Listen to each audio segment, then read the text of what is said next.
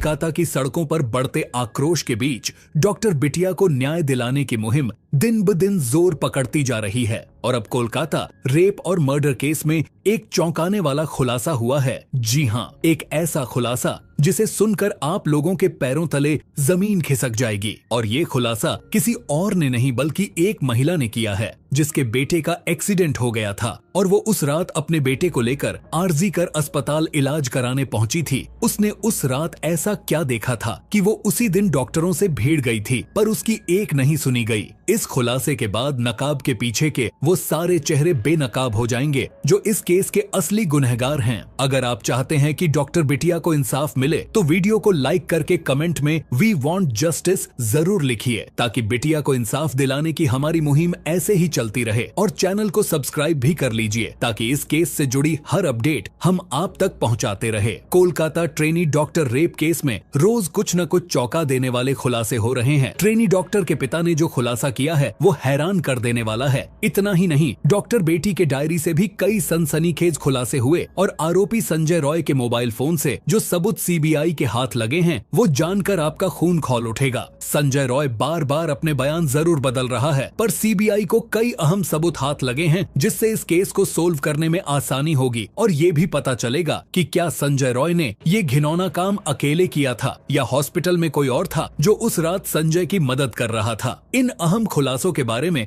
आपको एक एक चीज बताएंगे, लेकिन उससे पहले उस भावुक लेटर का जिक्र करेंगे जिसे शुक्रवार को टीचर्स डे के मौके पर डॉक्टर बिटिया की मां ने लिखा और अपनी बेटी के लिए इंसाफ की गुहार लगाई। हमने देखा है कि कई बार लोग ऐसी घटनाओं को लेकर आंदोलन करते हैं पर कुछ समय बाद सब कुछ भूल जाते हैं, पर डॉक्टर बिटिया की मां और पूरा भारत ये चाहता है कि बिटिया को इंसाफ मिले। इसी पर डॉक्टर बिटिया की मां ने ये भावुक लेटर भी लिखा है। डॉक्टर बिटिया की मां ने इस लेटर में लिखा कि उनकी बेटी को पैसों की नहीं बल्कि ढेर सारी डिग्रियों की जरूरत थी जिससे वो कई सारे मरीजों का इलाज कर सके। उन्होंने मेडिकल कॉलेज के टीचर्स, डॉक्टर्स, मेडिकल ऑफिसर्स और नर्सेस से अपील करी है कि अगर किसी के भी पास इस केस के बारे में कोई सबूत हो तो वो सामने लाएं, क्योंकि उन्हें लगता है कि कुछ अच्छे लोगों की चुप्पी से अपराधियों का हौसला बढ़ता है। डॉक्टर बिटिया की मां के साथ पूरा देश डॉक्टर बेटी के लिए इंसाफ की गुहार लगा रहा है, लेकिन लगता है ये केस हर गुजरते वक्त के साथ और ज्यादा पेचीदा होता जा रहा है। लेकिन इस मामले में जो चौंकाने वाला मोड़ सामने आया उससे केस के काफी हद तक सुलझने के आसार भी नजर आ रहे हैं। इससे पहले कि हम उस महिला के खुलासे पर आए जो अपने बेटे को लेकर उस रात अस्पताल पहुंची थी, आपको कहानी को सिलसिलेवार ढंग से समझना होगा क्योंकि अब पूरी कहानी पलट चुकी है। अब तक आपने जो सुना या देखा उसमें काफी लीपापोती हो चुकी है। आइए जानते हैं सच क्या है। संजय रॉय की गिरफ्तारी से पहले और बाद में जिस तरह एक के बाद एक वारदात की कड़ियां उससे जुड़ती चली गईं, उसने न सिर्फ वारदात के सच को बल्कि उससे संजय के कनेक्शन को भी बिल्कुल साफ कर दिया। 8 अगस्त की शाम से लेकर 8 और 9 अगस्त की दरमियानी रात को अस्पताल में ट्रेनी डॉक्टर का कत्ल करने और फिर अगले दिन खुद के गिरफ्तार होने से पहले तक सीसीटीवी कैमरों से लेकर मोबाइल फोन की लोकेशन, सीडीआर और चश्मदीदों के हवाले से उसकी जो गतिविधि सामने आई है वो चौंकाने वाली है। 9 अगस्त को डॉक्टर के कत्ल की खबर मिलने पर कोलकाता पुलिस ने मामले की जांच शुरू की थी। कोलकाता पुलिस ने सबसे पहले अस्पताल के इमरजेंसी बिल्डिंग और सेमिनार हॉल के इर्द गिर्द लगे सीसीटीवी कैमरों की फुटेज को ही खंगालना शुरू किया। इस कोशिश में उसे सेमिनार हॉल के इर्द गिर्द कम से कम 15 लोग नजर आए जिनसे पुलिस ने पूछताछ की। चूंकि इन सारे के सारे लोगों का कत्ल के कोई लेना देना नहीं था तो इन्होंने पुलिस के जवाबों का सही उत्तर दिया और शक के दायरे से बाहर निकल गए। लेकिन एक शख्स ऐसा था जो अब भी पुलिस की जद में नहीं आया था क्योंकि वो वारदात को अंजाम देने के बाद पुलिस के बैरक में ही जाकर सो गया था, वो भी नशे में धुत होकर। चूंकि अब तक पुलिस ट्रेनी डॉक्टर के कत्ल की टाइमिंग मोटे तौर पर पता कर चुकी थी, उसने 8 और 9 अगस्त की रात 3 से 4 बजे के बीच की सीसीटीवी फुटेज पर अपना ध्यान केंद्रित कर दिया। इस दौरान फुटेज में संजय रॉय ही सेमिनार रूम के इर्द गिर्द नजर आया। अब चूंकि संजय रॉय दूसरे सीसीटीवी फुटेज में इसी अस्पताल में भर्ती एक मरीज के पास आता जाता हुआ दिख रहा था तो पुलिस ने संजय के सीसीटीवी फुटेज का ग्रैब निकालकर उसे अस्पताल में भर्ती एक मरीज को दिखाया। ये मरीज और कोई नहीं बल्कि संजय रॉय के दोस्त सौरभ का भाई था। इसी भाई को जब संजय रॉय की तस्वीर दिखाई गई तो उसने देखते ही संजय को पहचान लिया और उसके बारे में पुलिस को जानकारी दी। उधर शाम तक वारदात का शिकार बनी ट्रेनी डॉक्टर का पोस्टमार्टम हो चुका था और पोस्टमार्टम से ये साफ हो चुका था डॉक्टर की मौत रात के खाने के करीब 4 घंटे बाद हुई है। चूंकि रात के खाने का वक्त करीब 12 बजे का था तो ये बात भी साफ हो गई कि डॉक्टर की हत्या 4 बजे के आसपास की गई। उधर सीसीटीवी फुटेज में भी संजय रॉय करीब 4 बजे ही सेमिनार हॉल की तरफ जाता हुआ दिख रहा था। ऐसे में दूसरे सबूतों के साथ साथ सीसीटीवी फुटेज भी इस बात की तस्दीक कर रहे थे कि इस मामले में संजय ही शामिल है। हालांकि संजय अब तक पुलिस की जद में नहीं आया था, वो पुलिस की पकड़ से उस वक्त तक बाहर था। दोपहर को जब सौरभ के भाई ने संजय रॉय की पहचान कर ली, अब तक सौरभ को नहीं पता था कि पुलिस संजय को खोज रही है। इसी बीच उसने संजय को फोन कर दोपहर के खाने के लिए बुलाया। अभी संजय रास्ते में ही था, तब तक सौरभ को उसके भाई ने फोन पर ये जानकारी दी कि पुलिस अस्पताल के सेमिनार रूम में हुए डॉक्टर के रेप और कत्ल के मामले में संजय को ढूंढ रही है। ये सुनकर सौरभ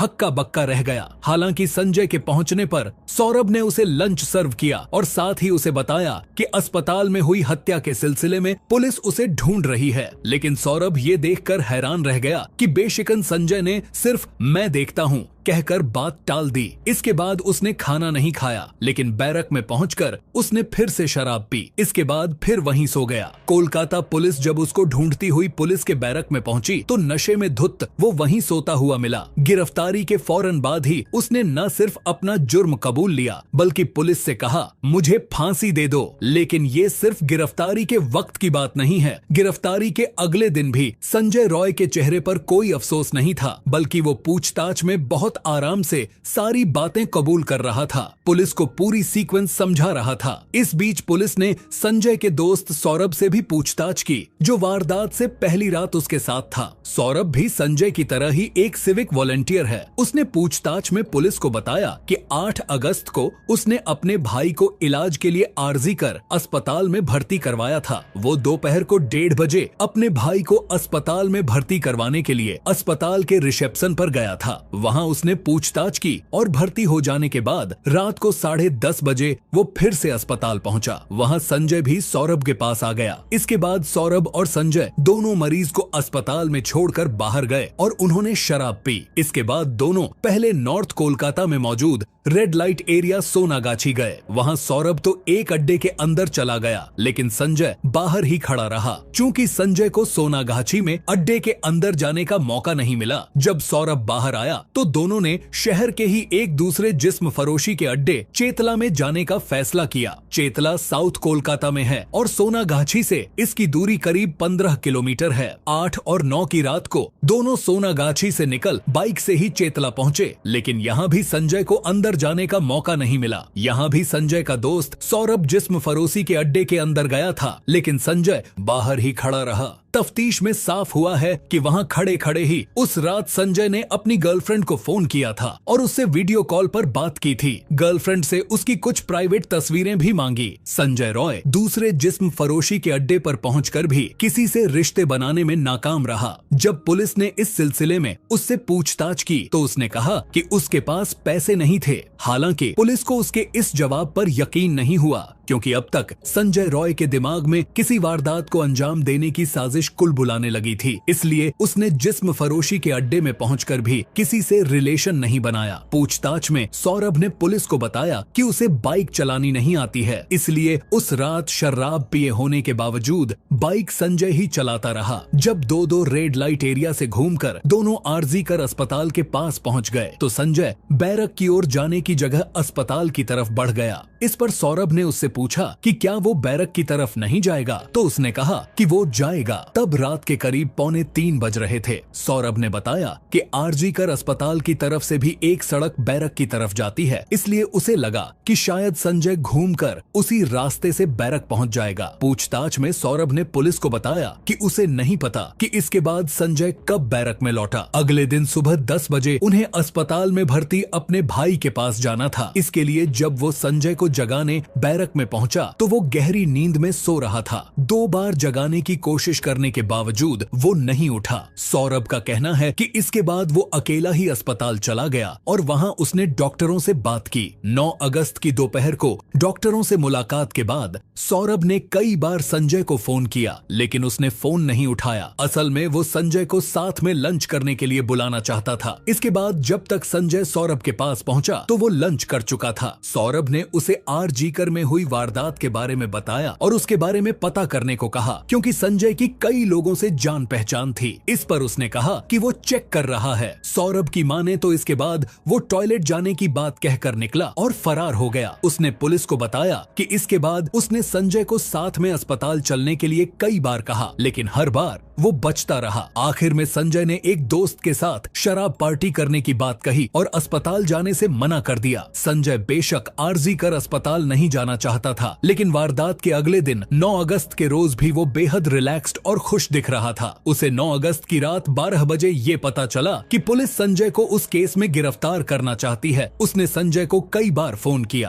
पर संजय ने फोन नहीं उठाया और फिर कुछ समय बाद पुलिस ने उसे धर लिया। जब आरोपी संजय का पॉलीग्राफ टेस्ट हुआ तो उसने अपने आप को बेगुनाह बताया। उसने बताया कि जब वो सेमिनार हॉल में गया उस समय डॉक्टर बिटिया की मौत हो चुकी थी और वहां उसका शव पड़ा था, जिसे देखकर वो डर कर भाग गया। जबकि संजय ने ही 10 अगस्त को गिरफ्तार होने के बाद अपना गुनाह कबूल कर लिया था। क्या उसका इस तरह अपने बयान से यू टर्न लेना इस बात की तरफ इशारा कर रहा कि उसे फंसाया जा रहा है? और क्या वह निर्दोष है, या फिर संजय रॉय अब जान चुका है कि वो अब नहीं बच सकता, इसलिए नई नई कहानी बना रहा है? वहीं सुकांत मजूमदार ने संदीप घोष पर गुरुवार को क्राइम सीन पर सबूतों के साथ छेड़छाड़ करने के भी गंभीर आरोप लगाए हैं। सुकांत मजूमदार ने एक डॉक्यूमेंट की कॉपी मीडिया के सामने पेश की, जिसने पूरे मामले को बेहद संगीन बना दिया। ये सरकारी कागज एक ऑर्डर था जिसे संदीप घोष ने उस घटना के ठीक अगले दिन जारी किया था। इस ऑर्डर में सेमिनार हॉल के रिनोवेशन का जिक्र था। सुकांत मजूमदार ने दावा किया कि ये ऑर्डर जानबूझकर जारी किया गया, जिससे क्राइम सीन पर सबूतों के साथ छेड़छाड़ की जा सके।